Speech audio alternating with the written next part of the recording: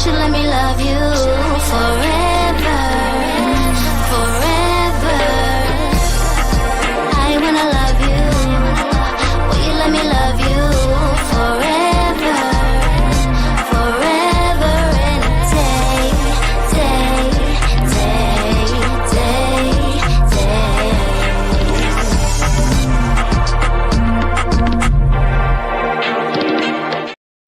Hey fam, welcome to TMW Online, the Melanated Way. I'm Linda, that is Abbie. We are starting the new season of the OG 90 Day Fiancé, season 12, episode 1, in my getting married era.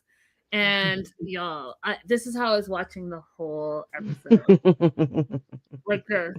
What were your overall thoughts? They came out swinging as far as I'm concerned.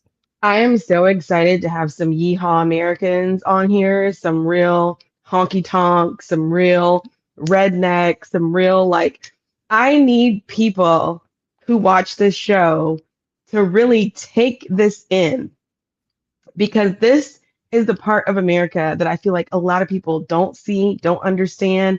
And you're all like, how come you guys don't have public transportation everywhere? How come you guys don't have universal health care? These people are why. So let's take a look. Let's take a deep dive. Yo, I just have to say, like, none of these places that they're even from, I would have ever thought of visiting. So I cannot imagine coming. I mean, I'm from another country, but I can't imagine landing in like Alabama and Pennsylvania. I just couldn't do it. I just couldn't do it. All of it was a lot for me, you guys, but we're going to get through it. Okay, so we're going to start off with Marissa. She's 45. Okay. She's from, is it PA's Pennsylvania? Mm-hmm. So she's from Blue Bell, Pennsylvania. She's the CEO of Kleinfeld, which is a major, major company, you guys. It's a bridal store. She talks about how yearly, just like in 1 year, 365 days, they can service up to 20,000 brides. 20,000. 20,000 divided by 365. That is high volume.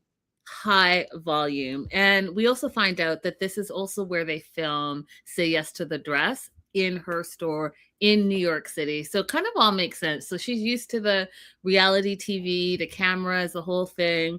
So, I mean, this is just sliding from one show to another show. And yeah, her backstory, she was married for 6 years, divorced. She's been divorced for 6 years. She has 2 boys. And she wanted to get back in the dating scene. So, of course, what did she do? She went to the Dominican Republic for a girls' trip. And this is where she met her fiancé, Edward, where you see him right here. Oh, Lord. Oh, Lord. You guys, why do you not listen to Abbie and I? I just don't understand. Why? Why do you not listen to us?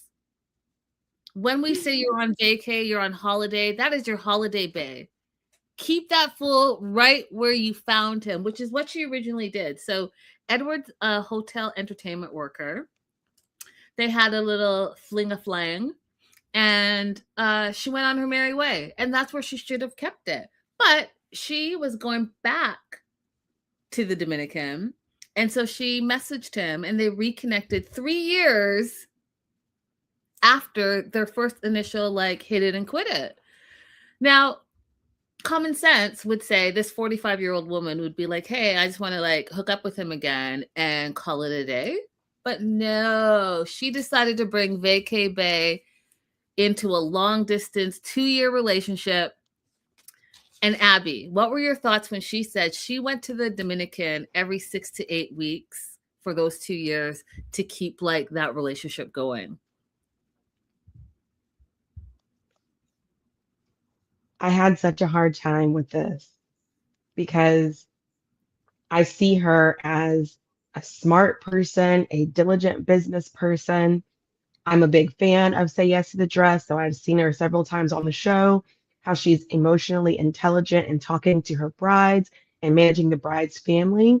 So this is out of left field for me, for her to consider this a viable relationship, or perhaps I'm simply wrong, and this person is going to be a great relationship long term for her But I just feel like hotels, when you go to the DR, these fancy hotels that you stay at, they have a rule that the employees are not supposed to fraternize with the guest. And they have a rule like that for a reason. 100%. 100%. What up, Joslo, Olivia? Hey, girls. Hey. Hey, midwife. Yeah, I'm not into it. I'm not into this one at all already. Okay, so back and forth, well, not even back and forth, fourth for 2 years, 6 weeks, 6 week intervals. And then he proposed to her, got engaged. And now he's coming to New York City to be with her on the K1 visa that Abbie will talk about shortly. And here's the thing. Just like Abbie just said, this woman is a businesswoman. She's got 2 kids. She runs a pretty big company. She's literally a CEO of this company. She owns a house out in Timbuk Bluebell, but she also owns an apartment in New York City. She's bringing over Edward, who has literally no life experience. He's never stayed in a hotel. He's never been on a plane. I mean, I don't know. You're 45. What are you going to start teaching him? Is he going to be your 3rd child? Because he has to have all those experiences, right? And they're going to be first. So who's going to show him and teach him? Right. What is he going to add to your life, Marissa? I don't get it. I don't get it. And she even said that she doesn't need a man, but she wants him. And there's a difference. And I hope she keeps that to the forefront of this relationship, because I just, you guys, what were your first impressions? Let us know in the live chat. If you're watching the replay, definitely let us know, because I'm just not seeing what she's seeing in him. So the other issue that is coming up between these two is Marissa has a strong co-parent relationship with her ex-husband, Edward. Or excuse me, ex-husband, Michael. Her ex-husband, Michael. And they have 2 kids, Cole and Derek. And Edward already thinking that there's going to be a problem, because he thinks that Michael is threatened by him and threatened for the love that he has for those 2 kids. And then I sat back, Abbie, and I thought, why would he be threatened? Those are his children. I don't even understand why this would be an issue.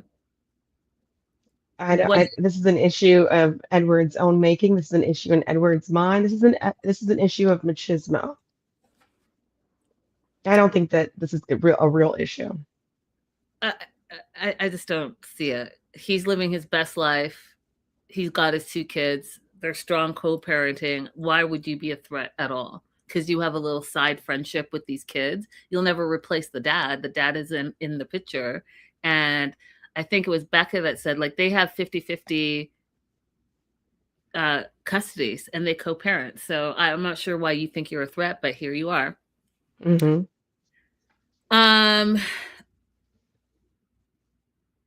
What else do you have for them? Because that's all I have for them for right now. So I have the circumcision issue for them, and the only thing I was going to say about that was I didn't care for Marissa making it into a joke that he was having complications with the surgery. Mm-hmm. But yeah, that's it. It's his choice. He's an adult. He can make that decision. I just thought it was a little bit callous to laugh about it. I thought it was weird to just bring it up in the first episode. I mean, I think I can see the backstory behind it. The backstory is that's what's connected them. Obviously, the jiggy is good, and that's the main connection, because it can't be anything else. Can't be anything else at all. Okay, we're moving on to Mallory. And let me... Mallory. Oh, yeah, Mallory.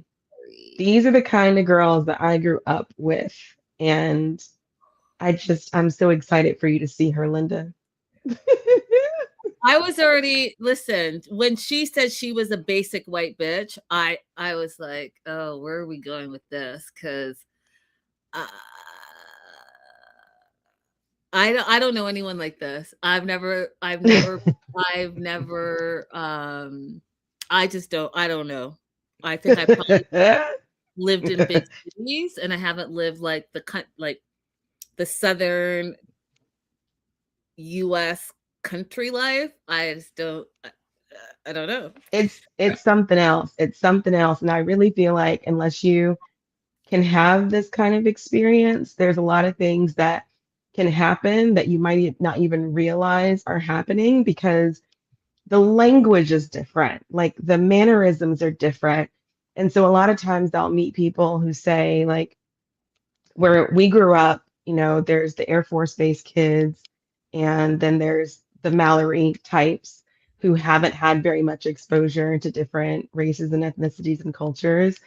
And a lot of people will meet them and say, "Oh, they're so nice, they're so sweet," because they don't understand how the racism is enacted in their words and in their mannerisms. They're not used to it, so they don't see it. Interesting. Really interesting. Hmm. Okay, Mallory, 29 from Athens, Alabama. She self-describes as a basic white bitch, and right now she is in Marmaris, Turkey, which is completely different from where she's from. These are her words, it's a southern town, it's a redneck town, it's country life, it's all about guns and drinking. Full stop. Another word for this place is a sundown town, which is not funny. I shouldn't even laugh about that. Yeah, yeah. Fiancé is Turkish. His name is Rasit, but she calls him Rash because she is American and feels like she cannot put the effort in learning how to say her own fiance's name. Mm. That's true, because Rasit is not hard to say. It's not hard. And he, for whatever reason, has just accepted it. Well, I feel like I know why. I mean, there's a reason why they go to the same places all the time, right? A reason why they always go to Nigeria, reason why they always go to Turkey. I mean, there's a reason for it. All right, Rasit, or Rosh, I should say, because that's what she's going to be calling him, is 29 as well. He's a boat captain, which, is quite familiar. Like, we just met a boat captain, did we not? Johnny. And he shows the boat. It's really beautiful. I like the fact that they showed that Heaven Island. That was really gorgeous where the boat was docked. And so she's there. She hasn't seen him in 6 months. And he explains that he doesn't like skin. And the producer's like, "You don't like skin?" And he goes like this, "Oh, you don't like skinny girls."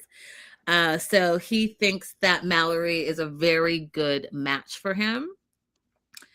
And how did they meet? Well, she was on a girls' trip. So another one that went on a girls' trip and did not leave her vacay bay on that holiday. She was on a girls' trip and they met online, which is, I think a lot of people do this. So she went online, like some, dating app, changed her location and swiped, and he swiped, thought it was going to be a one-night stand. But according to her, Mallory says that Rosh fell in love with her. And then she made this video where, they got jiggy with it. And afterwards, he French braided her hair, which was just a really weird little thing to me. Now, what I wasn't clear about, Abbie, was the timeline. So you go to Greece, he's in Turkey, you swipe and match, and then what, did he go to Greece? They had the one-night stand. I was under the impression that he was already in Greece. Okay, so he's in Greece. Yeah. He's in Greece, but what's the timeline from your one-night stand to the point where he fell in love and proposed to you? Like, they didn't explain that. Yeah, it just shows that she went back and visited him in Turkey after they met in Greece, but I don't remember them telling us how much time passed between those two events. Yeah, and that's what I want to know. What is that time frame? I know. Um, yes, Olivia says Johnny from Aruba and Josh from Australia, a pirate and a captain and a captain. A hoe in a boat. Uh, so he's Turkish living in Greece. They've not made it clear. They've not made it clear, Olivia, what exactly is happening or what that timeline looks like, unless you got a different thing, Abbie. No, I don't. Okay. We'll figure it out as we go along. So Mallory has some concerns, right? She's concerned, what if Rosh doesn't like America? What if he hates America? And specifically, what if he hates Alabama? And what if he can't find a job? What were your thoughts on her concerns, Abbie?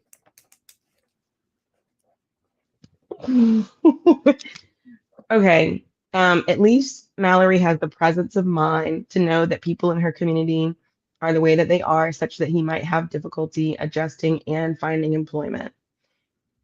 However, she doesn't have the presence of mind to understand that it is wrong and not safe to bring him into that environment. I would have so much more respect for her if she said, I've been planning to move to Birmingham or some other larger city in Alabama once he arrives so that they can start their life there and have more diversity. But she's just planning on plopping him into this incredibly conservative, incredibly racist environment. And no, I don't think all conservatives are racist, but we're living in a different time right now, you guys. You have to acknowledge that, okay? You have to acknowledge what's happening in the US right now when you're considering the situation. She's bringing him into an environment where he's going to be incredibly isolated, and he doesn't have the situational awareness to know who's safe and who's not. Mm-hmm. Mm-hmm. So a funny thing that I thought was kind of cute because he was trying to explain her cowboy outfit, because she had this whole cowboy outfit when they finally met after 6 months of not seeing each other. And he's like the cowboy and the cow. And at first I was like, oh, what is he saying? But he is the cow and she's the cowboy and she's going to catch him, is what he was trying to say. I thought it was hilarious because I am with sayings. So her concern is Athens, Alabama, and specifically her friends and family are all rednecks. They're into NASCAR and hunting. And they are, and these are her words, you guys, so don't come for me, but they are America, they're make America great again people. And they don't like other countries. And then he adds, well, do they not like other countries and Muslims, which are all gonna fit into that whole situation, you guys, that just like Abbie said, you're plopping him into a situation that he knows nothing about. And it is going to be isolating because he'll have no friends, no family, no support system, and he's going to have to be on guard all the time because some of these people are, not all of them, but some of them are going to hate you because of their beliefs. And that is really scary to me. Mm-hmm. Mallory says there are good rednecks and bad rednecks. And she knows both. And her words, some of her friends are deportation rednecks, meaning that they are full on the racist type. She has racist friends. That's what she says. I don't trust her judgment for what she's calling a good person when she chooses to be friends with people who are out and out racist. I don't know how you do it. I mean, I don't know. I don't know. you hate someone because they're different than you. I don't know. I don't know what to say about Hmm. that. I mean, I do know what to say about that, but I'm just not going to. Do you want to add anything else? That's who we met. No, I don't have any other notes on Mallory. All right. Oh, we are going to move on to. Oh, Lord, help me. But listen, before I even logged in, I said I'm not going to give Linda a hard time about this. Oh, well, I feel like you can if you want because um again, so there are all different types of Christians. And I'm I don't have an experience with this specific type of worship. And so a lot of it is just like super fascinating to me. And there are points that I'm going to make, and you guys can agree or disagree with me. But for me, okay, I'll explain it like this.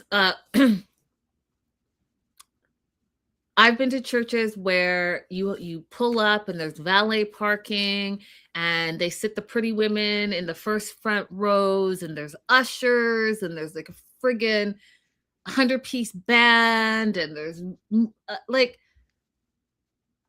I don't want any of that. I don't enjoy it. I feel like it's too much of a production. I just want a Bible-based church that you read the Bible, you say how I can apply it to my life, and there's facts. I don't need all the extra hoopla. And I know that it's big in a lot of churches in America. But I'm going to need, for me personally, for you to show me in the Bible when you say something where you've seen it and how it's interpreted.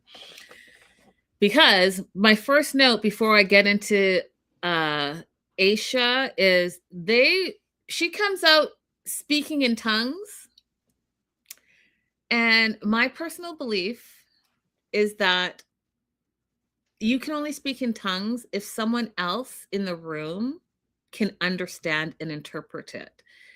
You don't have the gift of tongue if you're the only one that understands what you're saying. That's not a true gift, in my personal opinion. And then if I was gonna go and like get the scripture, but I was like, I can't get so serious about this, Linda. But that's my personal opinion. I That mean, you being can get serious about it. You can. We could have like a whole separate conversation about Asha if you want to do one because you can get very serious about this. Is a very in-depth conversation. It could be. it really could be. It really could be. Raise I'm your hand in the live chat or just like put if you've ever had any interaction with Pentecostal churches in particular. I'm just curious how many of you have seen this kind of behavior before seeing her because this is not an exaggeration in any shape or form. This is Pentecostal. and I'm familiar with Pentecostal. I'm just saying, like, this point specifically about speaking in tongues, someone has to understand what is being said.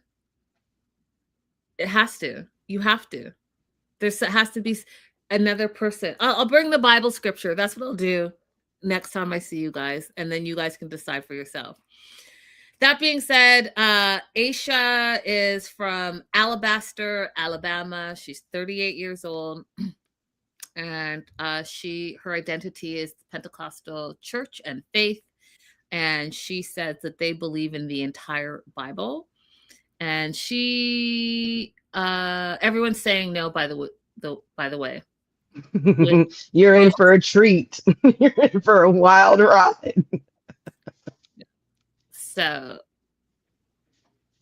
everyone's saying no.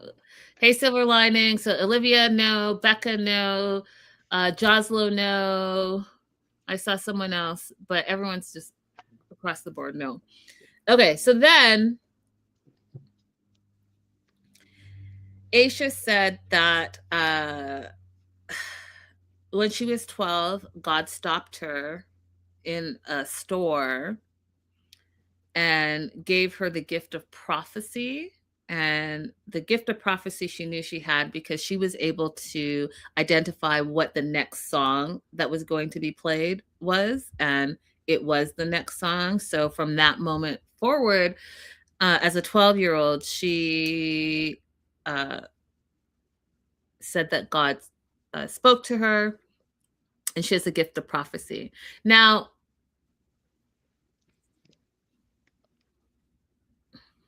I'm just going to go on. What was the song, Linda? Right. What was the song? She has a gift of prophecy as well as she can speak in tongues. It's tearing up my heart when I'm with you. I feel it. Becca said she predicted that in the early 2000s an NSYNC song would play. Okay. Surprise, surprise. It was the biggest boy band that year. It played every hour. Every hour on the hour. She probably had a poster board of it in her room, but let's continue, shall we? So her belief on speaking in tongue is that God understands her and the tongue, but the devil does not. Which again, if you, this is not an accurate statement as far as I'm concerned. So she made a petition to God since she was 16 years old for her husband, and she's been wondering where her husband is. And in 2023, God told her that she was going to have a marriage, but her husband wasn't going to be anywhere close. So she and her friends decided to open up their dating profiles to expand the territory outside of where they are or were currently. And, so she matched with Maxwell, who's 28, from Nigeria. Her and her girls' trip went to Nigeria to meet 28-year-old Maxwell. And Maxwell has a friend. Now, you guys, if you do not see the writing on the wall, as soon as she said this, then I don't know if you all have been watching 90 Day Fiancé long enough. So, and I'm not just buying it because not every Nigerian is a scammer. But what I'm going to tell you is if the guy you're talking to in Nigeria says, oh, do you have a friend for my friend? And then you bring your best friend and he brings his best friend and you guys travel to Nigeria to be with them. And after 3 days, 3 days, 1, 2, 3, 3 days, there's engagement. There, wow. We're all just getting engaged. Day 3 and day 4, we're getting engaged and we're taking couple. Like, what is wrong with you women? What do you not see? You don't see like this could possibly not be a good thing? Because I'm going to tell you right now, I can already see this is not a good thing. So that he can come to America with his best friend. Linda, the thing that you're not understanding What am I is not? that. Oh, can you hear me? I can. Okay, the thing that you're not understanding is that when they were on the plane on the way to Nigeria, she had a prophecy that, she would know the next song that was going to come on her own personal headphones, which she chose the song. And that song was, I would like a ring, I would like a diamond ring, I would like a diamond ring on my wedding finger. I would like a.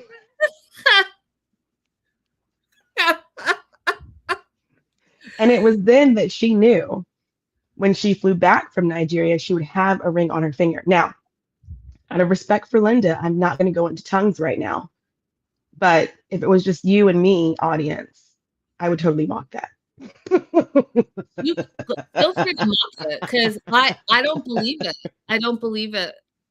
I just don't believe it personally. So you feel free. Becca says they've attended the Daniel School of Drama. Hilarious. And she also wants to know why the friend's face was blurred. The friend was probably approached by production and she said that she wanted no part of it. So they couldn't use her likeness, so they had to blur out her face. That's what happened. Right. Silver Lining says, Linda, she knows it's not a scam because God gives her what she wants and it's ordained and prophesied. Well, then she should have that full visa was going to be denied. That's what she should have prophesied over. Oh my gosh. Okay, so yeah, on the third night, her friend was proposed to by his friend. The next night, Maxwell proposed to her, so everyone's engaged. You get an engagement, and you get an engagement. You get a ring, and you get a ring.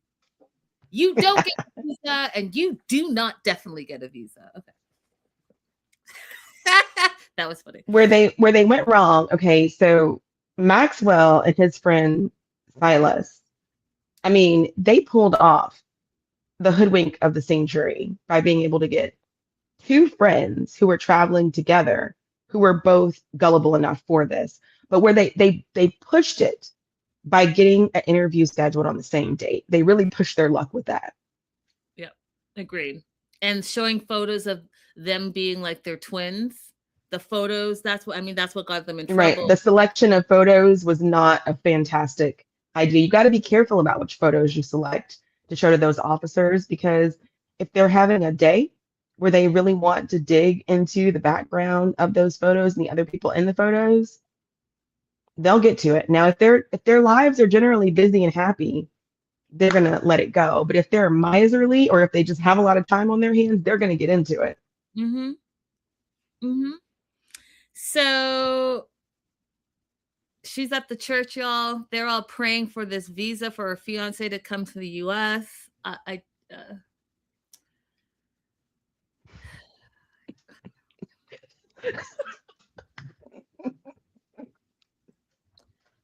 Jangan pusle! Adalah pusle! Allah! Allah!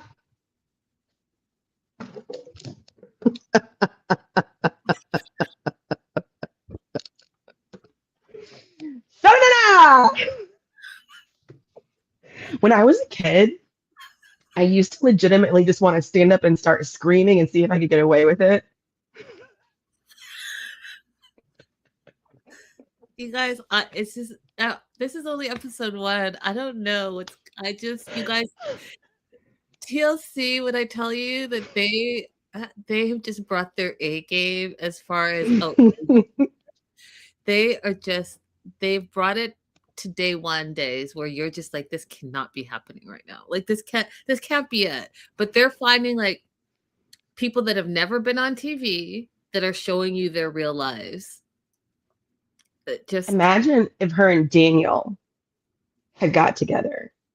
Him with the priest and her with the Pentecost. It would have been just screaming all over the place. No one would know what anyone was saying. All right, so Maxwell and his best friend Silas decided that they're going to have their interview on the same date, which just is outrageous to me. I don't know. You didn't talk to your fiance, Aisha, and run that by her. Like, it's just not a good idea. I don't know why she didn't think it was a good idea, why he didn't think it was a good idea. But I'm going to tell you, that is the stupidest thing I've ever heard. So they go together because they are going to try to get to the U.S. together. And so no one sees any red flags. I am not a USCIS person, but I could tell you that I would flag this. What, you and your bestie met two besties and got engaged in 3 and 4 days, and now you two want to go where? Stop it. Okay, so this is the other part that again I want to have Abbie's expertise because I just didn't believe it for 1 minute. So here's what happened. They go to the interview. Aisha tells, is it Aisha? That's her name, Aisha. Aisha tells us, the viewers, that Maxwell went in, came out, and his K1 interview, those are the words she used, were approved. Then he's celebrating for 30 seconds. His friend Silas goes in, and all of a sudden they ask Maxwell to go back in, and now his visa is refused because it looks like fraud, because in Silas's couple photos, Maxwell and Aisha were in those photos, all ringing it up on the same day. So not only is his visa refused, but he's banned from the United States. She's confused because she said, how did they do that when he had the visa in hand? And what I want to know, Abbie, because I looked at that green piece of paper, that did not look like, that looked like some random person just typed it out. Didn't look like any official paperwork. The refusal looked like official paperwork. And I wrote it down, section 221G.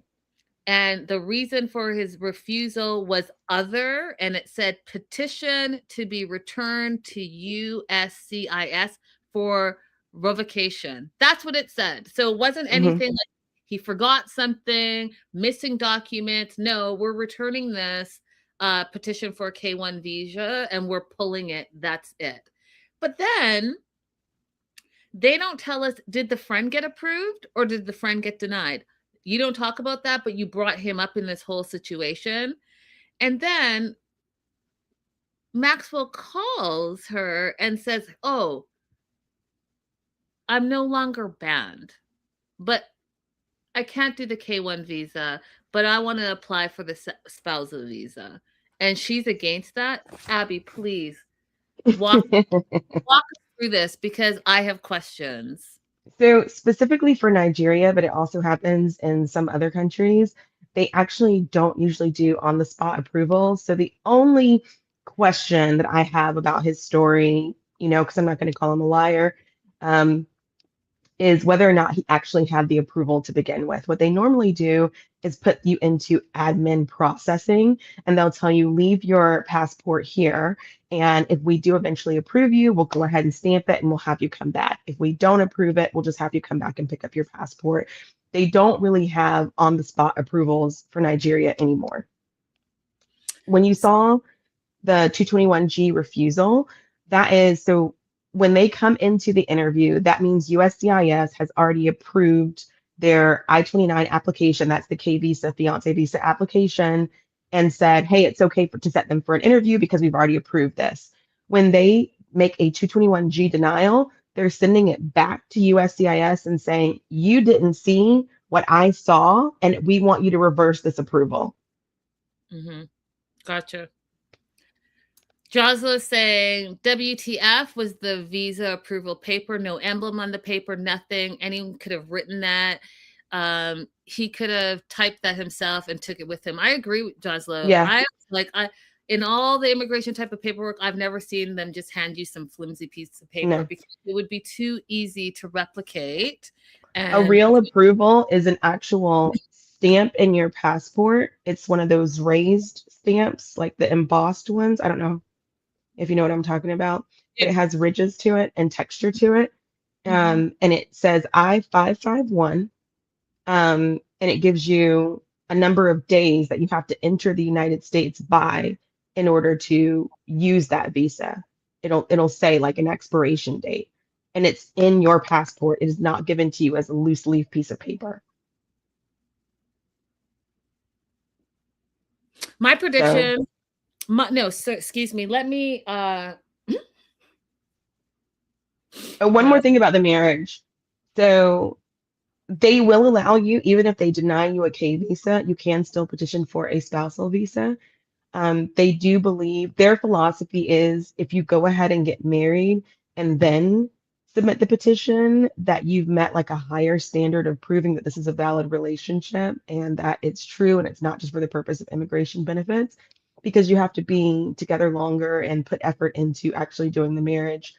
And Becca asked earlier, why is she against it? Because Becca, she's been praying for this wedding since she was 16 years old. She probably has so many Pinterest pins, whatever you call them, on exactly how she wants this wedding to go down. And it has to happen in the United States with all the vendors that she's already chosen, with the dress she's already chosen, the location that she's already chosen. That's why.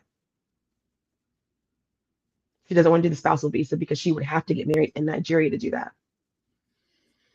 I mean, if her speaking to God since she was 16 was to have a husband, then shouldn't it just be about having her husband and getting married rather than the actual marriage ceremony? I mean, I don't know. Absolutely not. Absolutely not. It's about the fanfare. The number of people that I've met who talk about wanting to be married so bad, they're not talking about the actual marriage. They're always, almost always talking about the fanfare. They cannot wait till they can put 2026 bride in their bios and make everything they post ever from the time that they get engaged until kingdom come about planning a wedding. Y'all, this is gonna be one long crazy season. Y'all better buckle up because we got rednecks on the redneck races on the one side and tongue speaking Pentecostals on the other side, and that is just the tip of the iceberg. Do you have anything else? Because you forgot the devil. We got the devil in here too, according to her. I mean, I'm just saying, out of the couples so far, there's a lot going on. Do you want to add anything else before I move on? I don't have anything for Shay because surprisingly, we got two more characters, like big characters, big personality. Listen, you guys. First of all,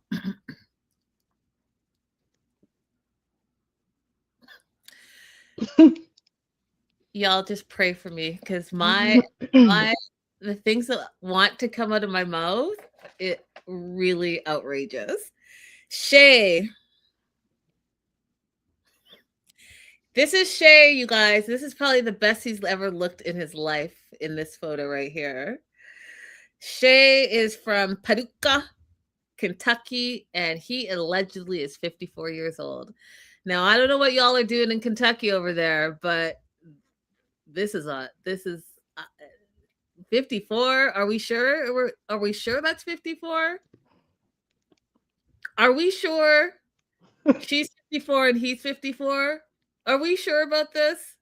Okay, because when they were doing the B-roll, you guys, and he was walking and he had these shorts on, my note just said his legs, question mark. What was going on back there? I'm not quite sure, but Shay's 54. He's a realtor and he's an auctioneer. And a common theme I'm finding, I don't know, you guys in America, let me know, but in the South, y'all just drink all the time, just drinking and drinking and drinking. That's it. Drinking and drinking. Mallory, drinking and drinking. Of course, not Marissa, because she's like New York, big city. And, the Pentecostal girl, I don't know. We'll see. Sometimes, we'll see. But drinking, he drinks a lot. And I was fascinated that his friends were telling us that women are drawn to him. They are? ¿Por qué? Why? Why are they drawn to him? Abbie? Oh, okay. Becca, help me. Why are women drawn to him? Okay, I need you to understand that what is attractive in middle America is not what's attractive in Hollywood. Okay. Oh, So okay. So you wait, don't know. hold your thought for 1 second. So Joslo and Silver Lining are saying he's rich, he's got money. So is not that? It's, well, he's not wealthy in the way that you would think of wealth, but he is wealthy in a middle America way. And he does have personality in a middle America way. And he has a manliness that I think people in that area would respond to. I mean, people would be attracted to him even if he lived in a double wide trailer. He has that kind of charisma for that area. But let me just shut up and see if they're going to be able to explain it a little bit better than me. Exactly, Olivia. He said the daughter said he bought her a house, and then when they flash over to the house, it's a trailer. But I'm So still it's not. like if you talk to people in that area, they'll be like, oh, he has a double wide. She has a double wide, and that's money to them. I mean, I think it was that Jaws was saying he's not attractive middle America either. I think no, that's a Silver Line. Girl, no. Okay, I'm gonna argue with you, Silver Linings, because if you go out, some of those girls that I grew up with, the guys that they were attracted to were not the guys who came to school like straight laced with their clothes ironed. They were attracted to the guys who drove the big trucks or they had a trailer hitched to their truck and they would go out on the weekends and shoot deer and have blood smear on their clothes. Like that is what they were attracted to.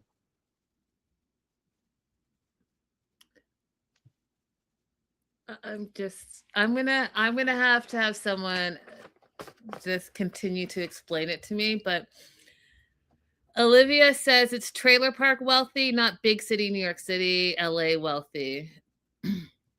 um yeah, so apparently like Abbie says, this man's a catch and all the women want him. And instead, he met Annabelle from the Philippines, who's you see on your screen, who's also 54, and that's his new fiance. And they met through Shay's friend Greg. So Greg is, in my opinion, a full-time passport bro. Mhm.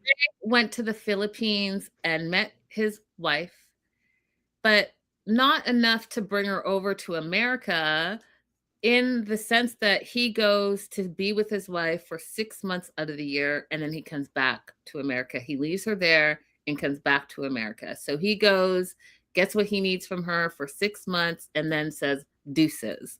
And because Greg and Shay are besties, Greg's like, you should probably do this too, because the stereotype that these Asian women are going to just dote on you. They're not going to talk back and you can do whatever you want and la, la, la, la, la, all of those things. So they did like a FaceTime. They met FaceTime. So again, in this season, we see two besties connecting with two besties because Annabelle's friend is the wife of Greg. And now they're bringing Shay into it. So now it's Shay and Annabelle. Like, you guys, really? Like, are we doing this? Are we doing this? But yes, we're doing this. So Shay too says Annabelle was God sent. And then it just starts to get messy. Like, I was like, oh, Shay's going to be the messy mess. He's going to be the messy mess of the season. So Annabelle's arriving soon to the United States. And after talking for 11 months back and forth online, he went there.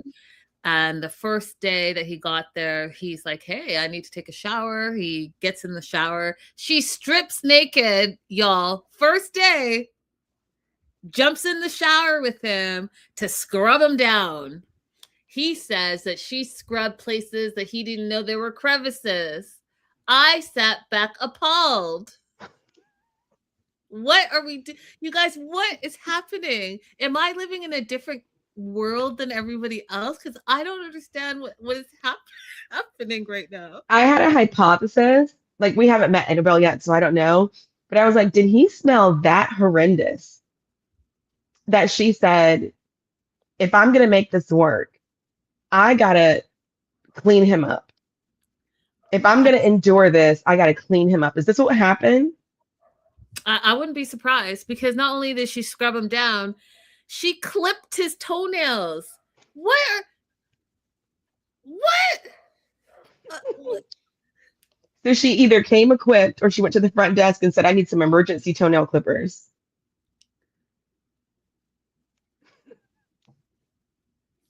He was so impressed, y'all. He was so impressed by the scrub down and the toenails being clipped that 3 days later, he proposed. Un, deux, trois. 3 is the magic number. So what we find out also about Shay, so Shay's got a fiance after 3 days. I guess, yes, 3 is the magic number for everyone. 3 days, let's put a ring on it. But he goes to these parties. Now, it's sounding to me, you guys, these parties are a little like jiggy parties. That's what they sound like. And that's why he doesn't want to talk about it. Mm-hmm. He doesn't want to talk about the parties, but we know that he goes, and we see that there's a lot of alcohol. And I'm foreseeing that he's going to blame a lot of his poor behavior on alcohol. That's what I see in this future. We also find out that he's been married 2 times. He's got like 1, 2, 3, 4 kids. I didn't understand what he was saying. I think the son's name is Connor, but it might be Honor. Don't know. Abigail, Allison, and Madison. His daughters come over, Abigail and Allison, and in the past 2 years, Shay has been collecting shoes and clothing, anticipating Annabelle's arrival. So when she gets there, she, quote, doesn't feel out of place and also blends in. Exhibit A, this is Annabelle. He lives in Paducah, Kentucky. I'm not sure if she's blending anywhere, but we'll see.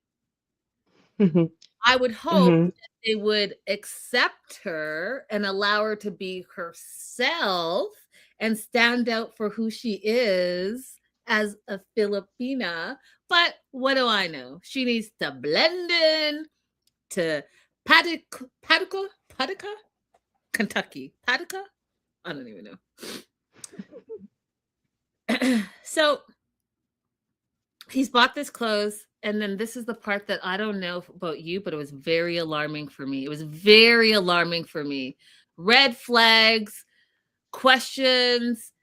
When he said he bought all these clothes because he wants her, Annabelle, who's 54, to dress like his daughter, Allison, I said, what in the cockamamie stuff is going on over there? There were actually like a lot of red flags, but I would agree that this was the most like red of them all. Like, this one was quite unforgivable. This one was borderline. We're talking about stuff that we cannot say on YouTube. Absolutely. I can't even think of a euphemism that we're allowed to say on YouTube for this. That's it. I'm just saying, red flag, red flag, red flag. And then it just got even weirder for me because Allison says she's close to her dad. They do everything together. They love being around each other. He bought her this house next door, and then, like everyone in the comments has said, they pan to the house and it's a trailer. Okay. I mean, okay.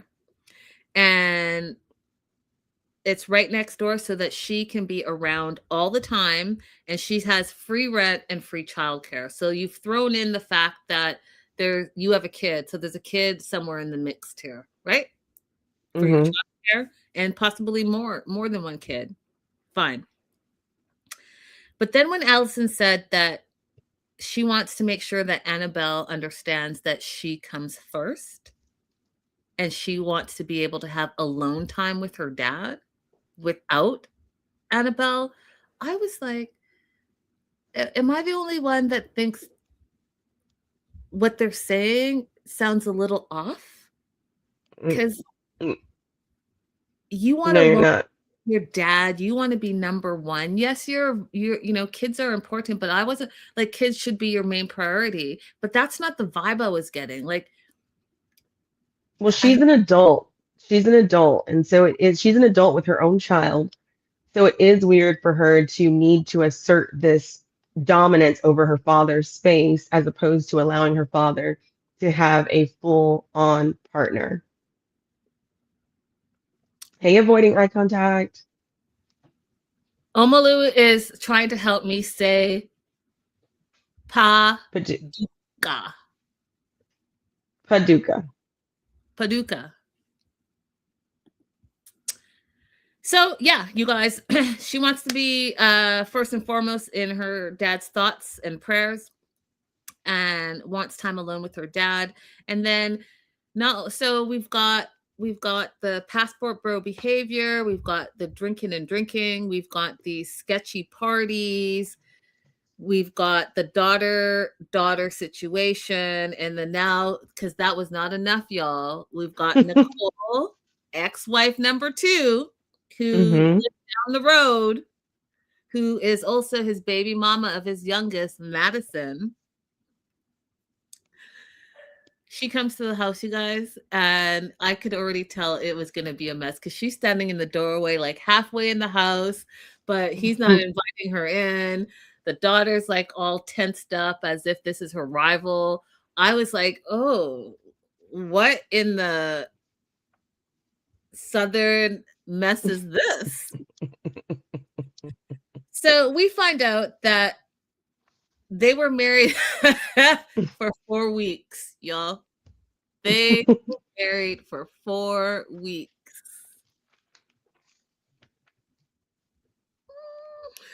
And in those 4 weeks, their relationship was volatile. And I guess somewhere in there, they must have had the baby like before. Because I don't know. I don't know. Because again, we weren't giving a timeline, but they have a baby together. They were married for 4 weeks. And we also find out that Nicole is a little bit of a busybody, and I personally think that she's absolutely still in love with him and wants to be with him, and for some reason he doesn't want to be with her. He saw her as a hit and quit it, and unfortunately or fortunately she got married or got pregnant, and now she's in his life forever, and she's making sure that he knows that. So she's got dirt on him, and she wants to make sure that she tells all that dirt to Annabelle when Annabelle comes to America. And then, okay, so are you guys following all this craziness? Right? The drinking, the parties, the passport bro, the daughter-father weird relationship, the ex-wife who is also a baby mama, but that's definitely not enough. Because remember the best friend Greg? Nicole is saying there's something going on with Greg's daughter, Angie, and Shay. Now, Shay says, oh, no, we just, she got divorced recently, and we just really hit it off as friends, and so we hang out. But Nicole's like, no, I've seen it with my own eyes. I know something's going on. I've seen it with my own eyes. Now, Abbie, so you're telling me, again, you want your 54-year-old fiance to dress like your 30-something daughter. And now your best friend, who's somewhere in his 50s or 60s, has a daughter as well that's probably the same age as your daughter. And you're hanging out with her and going drinking and partying, and something maybe else is going on. I'm sorry, but you guys don't think that's weird? You don't It's think very weird. He didn't say, "Oh, I knew her from a child," or "I helped her when she got her divorce." He said we hit it off as friends as if he never knew her before. that part? And that's your best friend, Greg? No, I don't. First of all, let's go all the way back. I don't have the highest opinion of men who frequently visit the Philippines for solo travel. We just have a bad history of what men do in the Philippines, Mhm. U.S. American men. So the fact that he's good friends with a man who does this on a regular basis is already a no-go for me. Listen, like Silver Lining said, I've lost count of all the red flags. Well, I haven't, but yes, there's a lot of them, you guys, a lot. So Shay doesn't think flirting is cheating. He feels like he just can flirt around, but then it's what he said in between all of those things.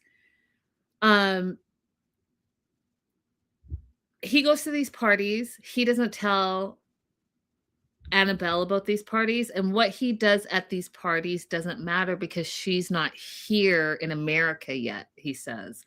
So he can do whatever he wants until she gets here, which, I mean, that's your fiance. So you're running amok while you have a fiance just because she's not physically in your presence. Then we find out that he was partying with Nicole, his ex-wife, who allegedly he hates so much, but he's out drinking and partying to the point that he's so drunk that he goes back to her hotel room and they're in bed together. And she's so messy that when Annabelle calls and he's in her bed in the hotel, motel, Holiday Inn, anyways, she picks up the phone and FaceTimes and shows, oh, look, here's Shay in my bed. Now what? Messy. 50-year-old, 54-year-old just running amok. Mark my words, this is episode 1. Shay is going to be the messiest of them all this season. Do you want to add anything else? No, I mean, Olivia's saying he's too old to be this messy. Y'all, this is a regular day in a redneck household. None of this is an exaggeration. It's not like, oh my God, they put the worst of the worst or the most like dramatic people on 90 Day Fiance. This is a regular day in a redneck household. I promise you. When I was hanging out with rednecks for a little while, because I had a really good friend named I mean, I'm still friends with her, Keisha. I was around some people she was around. I was like, girl, I gotta go home. I would get put in jail for the stuff y'all do on a regular basis. Yeah, like Angela. Exactly, Jaslo. Exactly. And last and certainly not least, y'all, oh Lord, help us all. Oh, Katie. Oh, God. Katie is 26. She's from Portland, Oregon. The last 3 years of her life, she's been living a nomadic lifestyle. And she's finally back after 3 years in the U.S. And her words, not mine, her words, she had a hoe phase. And I would like to actually say, I don't think she's out of that phase yet, to be honest. I don't think that she's defining hoe phase the same way that I'm defining hoe phase, because she keeps talking about how she likes to make out with people. Is this one of those things where for me, make out means like you're kissing people, and for her, it means that you're having relations with people? Is that the misunderstanding I'm having with Katie? No, she's just saying that she makes out with people. That's what she's saying. But I don't know. I wouldn't call that a hoe phase. I think that you should hold your thought until the next few episodes, because Okay. go from I just want to kiss someone and making out with someone to she wants to have an open marriage. That's the three. Okay. Okay. Okay. I don't think that I don't know. I feel like we should hold off, but I don't think she's out of the hoe phase. That's what I'm trying to say. Mm-hmm. So let's revisit this next episode. Okay. So she's living a nomadic lifestyle. She's back in the US and she's back to settle down. And the first thing that they show us, and you guys know, I mean, you guys know I'm going to have to comment because I feel like, have we not learned anything yet about just taking care of yourself and scents and odors and germs? Like, have we not? So she's with the Run Club and she's back. They go for a run and they go to the bar right after in their sweaty running attire to drink. So again, drinking is a huge theme this season, it looks like. We find out that she's impulsive. And so how she ended up living this 3-year nomadic lifestyle was her friend told her how she could pet sit for free rent. And then literally this is what happens, you guys. She's like explaining to camera, oh yeah, my friend said, hey, I could pet sit and like travel the world. So immediately, oh, sorry, my boob was itchy. That's literally what happened on screen. And they producers kept that in because they're messy as well. And so during her travel, she met Josh, who's her British fiance. We also find out that she has OCD, so that is all contributing to how she lives her life and what keeps her attention. The producer said, how did you meet your fiance? And she said, well, she was swiping on Tinder, and the first response she got was from a guy named Dave. Dave was hanging out with his friends and invited her to join. She joins. They're all drinking. She starts making out with Dave, her original date. Dave, her original date, gets kicked out of the pub. So Katie decides that she's going to make out with his other friend number 1. Then, while making out with friend number 1, she tried to make out with Dave's best friend, but Dave's best friend turned her down because he has a girlfriend. So then she asked Josh, who you see on your screen, to make out, and he said no. You just made out with at least 2 of my friends, so no. She's in the bathroom. She makes a video saying she really wants Josh, and she really wants him because he told her no. So it's the end of the night. She's walking home, wants to walk home from the bar. She says there's some sketchy dude hanging out over there. Asked Josh specifically to walk her home. As they're walking home, they make out. He says, hold on a second, because he has to take a whiz. And she ran the rest of the way home, leaving him peeing in the bushes.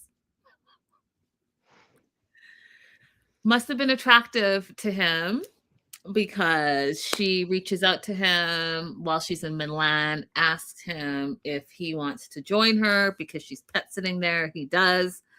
And that they have a lot of jiggy.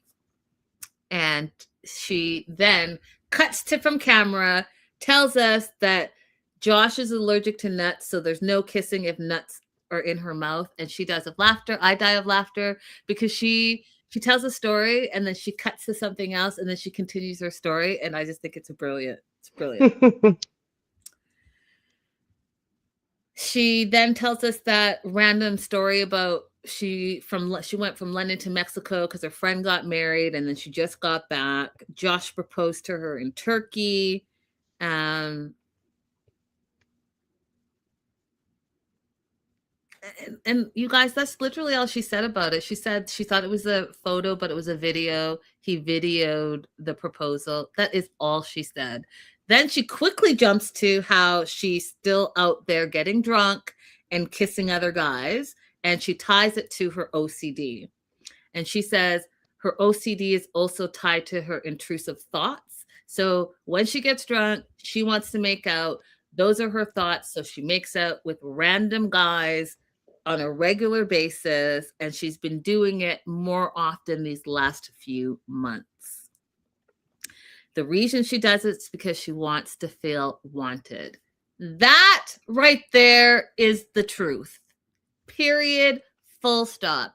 If we want to talk about what the actual trauma in her life is, she's going to need to face whatever she's dealing with that makes her feel that she's not good enough, that makes her feel like she's not wanted, that makes her feel like she needs to sexualize herself in order for a man to give her attention. And in that, kiss on everyone, and it doesn't matter who it is, because if they are showing me a level of affection, then I must then be worthy.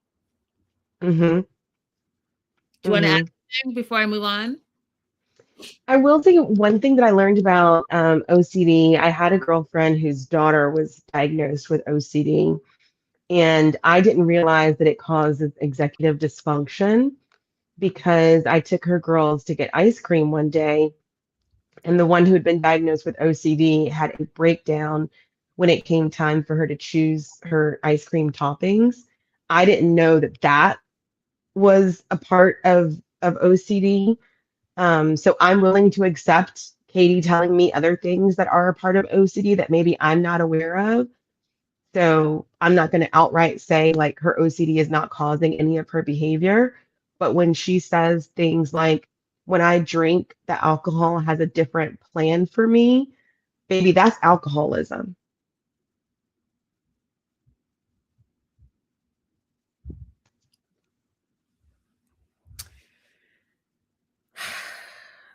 My note says this: she should give up drinking if she thinks she can't stop it, and see what happens from there. If drinking is what's triggering this behavior where you feel like you can't control yourself, then maybe take a pause and see if you have a different result. Sure, she shows up at her storage space, and Josh is arriving tomorrow, and there's no apartment. She hasn't found one. She told him that she would take care of it. She says that's part of her OCD, that the big things she can't take care of, she focuses on the detail.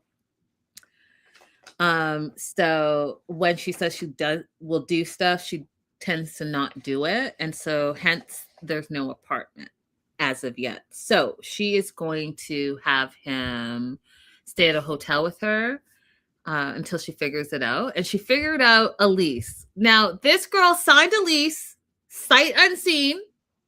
She saw it on the internet. She signed the lease. And so now she says she has an apartment. She didn't go to the apartment, y'all. I could never. I can never, you guys, because they take the good angles, stage it, and then you get there and you're like, well, what about this? What about this? What about this? What about this? Look at the area. Like, did you even look at the area and your neighbors and what's around? No, absolutely not. Could you do it, Abbie? No, I mean, if I'm right there in the city, there's no reason for me not to look at it. When I moved to Mexico, my job picked my first apartment for me. That's the only place that I've ever moved into sight unseen. Becca says it's also super common for folks with ADHD to drink as self-coping mechanism. Did she also say she was diagnosed with ADHD? I probably missed that. I didn't hear her say that, but maybe, I don't know. She's soothing through alcohol, but it could trigger her OCD as well. Both can be true. I mean, sure, anything could be true, but she had the presence of mind to tell us that when she drinks, that her brain has a different plan for her. So at some point, she's able to see that drinking leads to behaviors that she otherwise would not engage in. Mm-hmm. Right. So whatever else is going on with her, she vocalized that to us.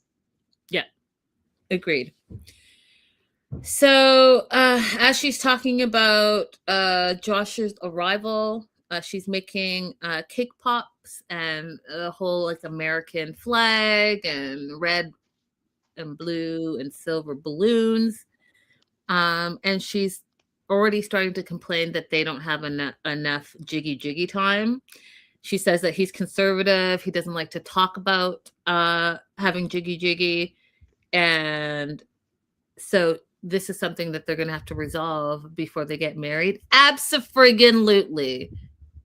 You guys know what I say. It is very important. You guys have to be on the same page because we already know that he doesn't like public displays of affection, but maybe what else does he not like that she clearly likes? She clearly likes public displays of affection. How are you going to balance that out?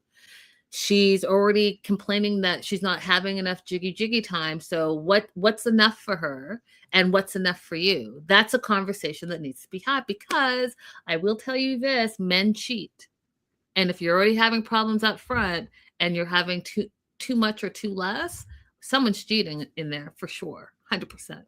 Nip it in the butt. Have the conversation. So they waited over a year for his visa to be approved, and he has now arrived from Cambridge, England. I died when she put the hat on his head, Abbie, and said, this is like from some guy named Uncle Sam. I mean, I don't know who he is. He might be real, but he might not be. I wasn't sure if that was a joke or not. I mean, I don't know, but she said it.